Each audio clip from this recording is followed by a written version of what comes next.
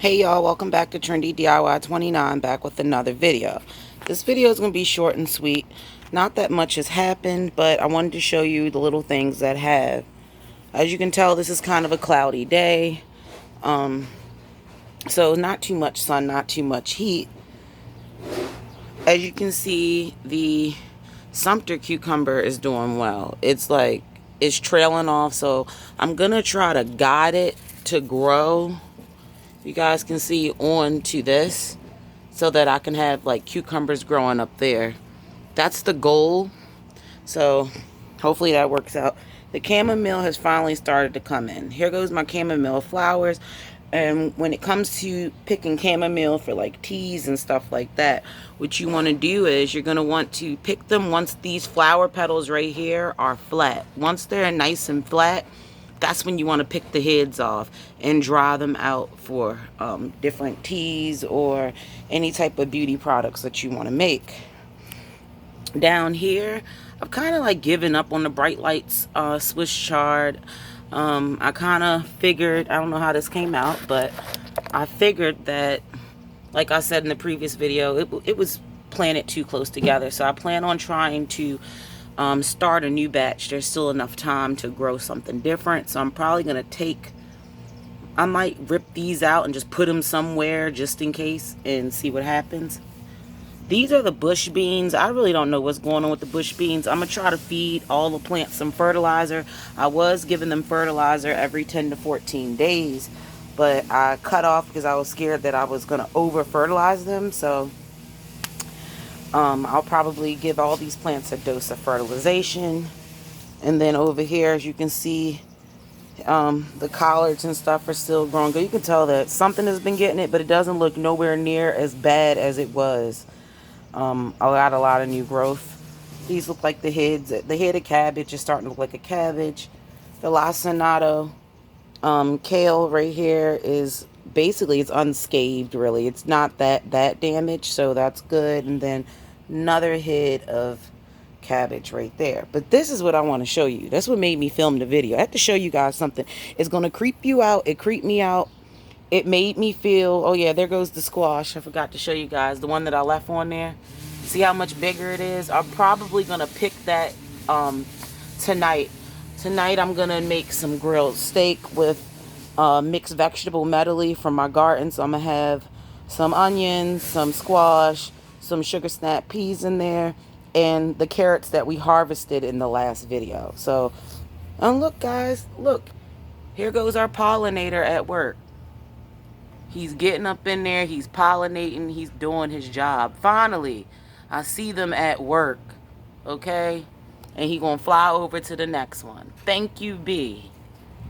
They do exist still. Bees are very scarce now. But this is what I wanted to show y'all. It's actually fucking terrifying. Excuse my language. I really don't know what this is. So if anybody knows, please put this in the comments. I'm gonna do some research, but to me it looked like eggs and it's terrifying and I don't know what to do. Something inside of me tells me rip the whole entire plant out, but it's this little bunch of cabbages right here. As you can see, this container is too small, but I didn't want to pull out the extra cabbage. So as you can see, there's one big head right here, and then there's a smaller head over here. What I'm talking about is this smaller head. Look at this.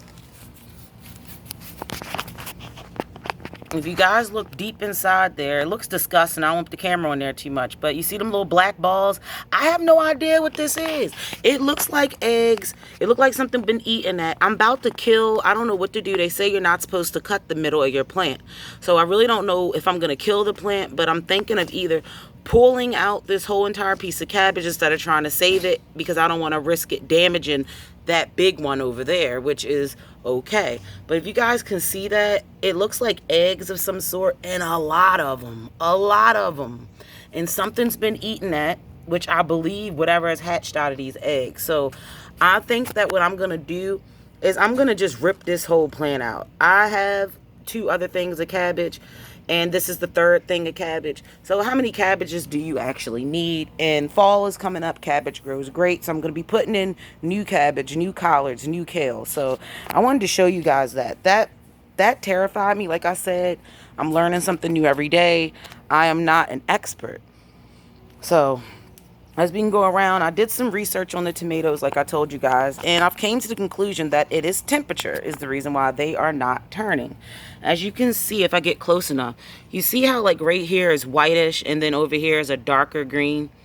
So these are not necessarily ready, but if the temperatures reach over 85 degrees or if they reach under 50 degrees, then that means that your tomatoes cannot produce, I can't remember the two names of these chemicals that they produce in order to turn them red, but in those temperatures they will not be able to turn red. So I've done research. A lot of people are saying that I should just pull them off of the plant once the shoulders, which would be like right here around the vine, once these shoulders and it starts to turn like a light color like this, that's when they're saying I should pull them off, take them in the house, roll them in newspaper, put them in a box with a apple, because apples help to speed up ripening of fruit. And they're saying that I should do that, and that I should have, the tomatoes should turn red in a few days. I'm trying to ripen them on the vine because I know that they taste better that way. But to be honest, I'm getting impatient, and me out here with these pans, I feel like it's not such a good idea because there's a lot of bugs now. So I'm going to probably add, I looked at something online that said that you should add, I believe it was, I want to say it was dish detergent and something else, and that you're supposed to spray that on the water that will keep insects from breeding. So that's what I did. I took a lot of these pans, I dumped them out. I'm gonna clean the pans out good to make sure that if there's any bacteria in there, I can handle that. I probably won't do that today, but I'm definitely gonna try to get that done within like this week that's coming. So, and here goes the cucumber, which I'm so proud. Like, the cucumber was the biggest pain in the butt, but boy, when it starts. And so I wanted to show you guys if I can find it, because you can see this is the potato. The potato is just in the way of everything, but it's not dying back yet. So I know I probably won't be able to pick any potatoes for probably another couple weeks. But if you guys look over here, this is the cucumber right here. This is the cucumber. You guys recognize the leaves and the pretty yellow flowers. But if you guys look closely, there are massive amounts of cucumbers. Here goes one. Literally, that was not here yesterday. There's one right there. I'm trying to trail it onto this cage for my squash because the squash is not using the whole cage, so why not share? And then you guys can see there's another cucumber. My zoom's acting stupid right there. And then you go down here, guys, grand finale. There you go. This was the cucumber. I believe I showed you guys in the last video. This is literally 2 days later. They grow fast. So I would say these are national pickling cucumbers. I would say probably in another 3 to 5 days, I'll probably pick this off. But as you can see, it's still pretty spiky, pretty small. They're not supposed to get gigantic cucumbers, but I could just tell by looking at this, it's too small. And if I get really close, you guys can see that there's other cucumbers. There's a whole mound of these that's coming in right here, like in this tangled up bunch. So I'll be surprised and shocked to see how they figure out how to grow in such a weird space. Over here, you guys can see way more marigolds. At first, I showed you guys it was 3. Now I have 5 with a little small one coming in, about 6. But if you look, there's so many buds right here. This is literally going to be marigold central, like right there. So it's going to be pretty.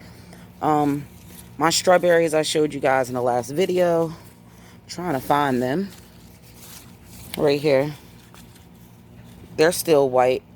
And it's actually starting to rain right now. And good thing, because I was actually about to water the plants. And here comes some nice, a nice strawberry bunch right here. So they're coming in, and I have one. This is what pisses me off with strawberries, though, is that you never can get like a full basket. You see, I got one that's blushing, one that's ready. So I'm just going to take this one. Ooh. Sorry, guys. I usually will use garden scissors, but because I'm recording this video, yeah. But you guys know, here goes the little strawberry. I'm not going to eat this one. I just pulled it off. Because you can see a bird Literally took a bite already. He took a bite. I'm not saying the bird got something, but I'm just saying I'm not eating after a bird. I don't know where his beak been, okay? So I just threw, I actually shouldn't have threw this in my garden. Let me pick this up because that's going to attract something that I don't want there. My cat, he is just doing stuff that he's not supposed to do, which is foraging for food when he have food in the house. I'm going to try making pesto, guys, because if you can see, the basil is huge now. So I need to get like either some walnuts or some pine nuts, and I'm probably going to try to make some pesto pasta with some chicken or something maybe sometime this week to use up a lot of this, because I have this basil growing in multiple areas of my garden. As you can see, the cayenne peppers, they look beautiful. They've gotten bigger. And if you want to change the amount of heat that a pepper has, all you have to do is you could pick it early. The earlier you pick a pepper, the less heat it has. The longer you leave it on the vine, the more hot it becomes. Here goes the jalapenos from last time. As you can see, we got some nice growth. Here goes the marigolds that I pulled out of the tomato bin, and they are finally starting to bud. So I should have some marigolds over here. It's starting to rain, guys, so I'm trying to speed it up. I don't have a waterproof phone. But this is the onions, and as you can see, the onions are already starting to look limp and die off a little bit. And I look down in here. They're nice size onions. So I should have onions soon. Believe it or not, it's coming back to life. It's more peas. I'm going to probably pick all of these for dinner. And the tomatoes are over here. And as you can see, still no blushing. But these are actually turning a little bit like of a different type of green. So I'm not sure, but I feel like these may be turning. They may be turning. So I'm going to leave these on. I'll probably say maybe another week. If I don't see anything happen in a week, then I'm going to probably pick a few and try to ripen them in the house. Check the flavor and go from there. And over here, as you can see, it's trailing down to the ground. These are the winter squash that I put in. I already have a lot of flowers. So, but as you can see, it's in the way of this other plant right here, which I believe, this one right here, this I believe is another watermelon. So I'm not sure, because watermelons don't like their roots mess with. So, and squash don't either. So I'm just they're gonna have to fight it out for their survival. The peppers I picked the last time, as you can see, I have more peppers that are coming in. Jalapenos are coming in. And I'm just going to end this video, guys, because I don't want to mess up my phone. And my cat is probably wondering, like, why am I outside in the rain? Come on. Come on. Psst. He just ran downstairs in the basement steps because he don't want to get wet. Which means that I'm probably going to have to go get him or go open up the basement door, because y'all know how cats are. And when you see stuff like this with these spider webs, get these spider webs away from your plant. As you guys can see, he want to go back in. He not for the rain. Never have been. That's so cute. He ran for shelter. And if you guys look very closely, my lemon sage is, not my lemon sage, my lemon thyme is starting to go to flower. And the flowers are really pretty. But I'm not sure if it's going to affect the flavor. And most times when stuff flowers, it affects the flavor. So these are the flowers from the thyme. And I'm just going to pick the flowers off. If you see your stuff going to flower, that means it's going to seed. And that's going to change the flavor. So you need to take the take whatever has flowered, like I did, off. Just like the other video, I took off the tops of the basil because the basils were starting to go to flower. Only thing you don't want to pull the flower off is something that it's supposed to have flowers, like tomatoes and cucumbers, stuff like that. You don't want to take those off. But you'll know, you will know, you will learn. But it's mostly stuff like lettuces, greens, herbs, stuff like that is what you're gonna have to do. And yeah, I plan on putting in a few new crops.